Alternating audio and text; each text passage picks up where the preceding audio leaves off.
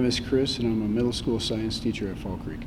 What really drove you to, get on a mat and start? Get on a mat, trying to relieve pain, flexibility, increase strength, all of that.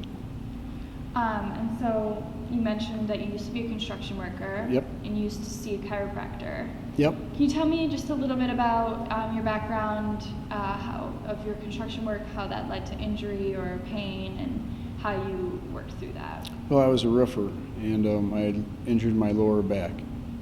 And the only way to find relief from it was chiropractics. And did that for several years. And then I found massage therapy, and I went to that. And then I found yoga, and that has eliminated most of the chiropractics and massage therapy I need for, going through the day without pain. Do you still see a chiropractor? Occasionally, but not very often. So you found that, because some people say that there's a synergistic effect, that they kind of complement each other, but you've kind of found that yoga has mostly been a replacement for it. Yes. And so, why do you think that is? Well, you're putting your body back the way it's supposed to be. You're aligning everything you need to get aligned. Your muscles that are misaligned are becoming, flexible and going back to how they should be in the first place. Does that help? Yeah. So what is it that what are some of the real benefits of yoga? Waking up in the morning and not hobbling around like an old man. I'll be 52 in a month, and it was very painful just to wake up in the morning and get out of bed and walk. It takes about 5 minutes for everything to loosen up. I don't have that problem anymore.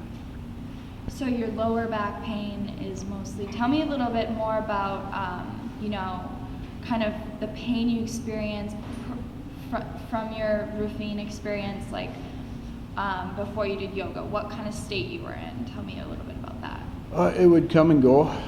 It was lower back. It would get tweaked, and then, I couldn't move very well. I had a hard time getting down to my shoes, tie shoes at times. My range of motion was limited more than it is now. And now that you've done yoga? I haven't had, every once in a while I'll have lower back problems, but very rarely. Range of motion is wonderful. Still working on it. Got a long ways to go. Now I'm working on my shoulders now. So it's just a continuous process of working on body parts and areas that need help. But I'm finding that I'm going forward and not backwards. So what would you tell somebody who is reluctant to try yoga? What would you tell them? Do it and make a commitment. I'm not particularly fond of doing yoga, but I'm fond of what it does for me. It's probably the hardest thing I do physically. Why aren't you particularly fond of it? It's difficult. It really is. I've been an athlete all my life, high school and college, and working construction and doing that. But this, by far, is the most challenging. Yeah, because it's not just, it's funny you say that, because it's not people think, oh, it's like just stretching or just something ladies do. It's not. No, you'll find your strength, your flexibility, your core, it all improves. It's amazing.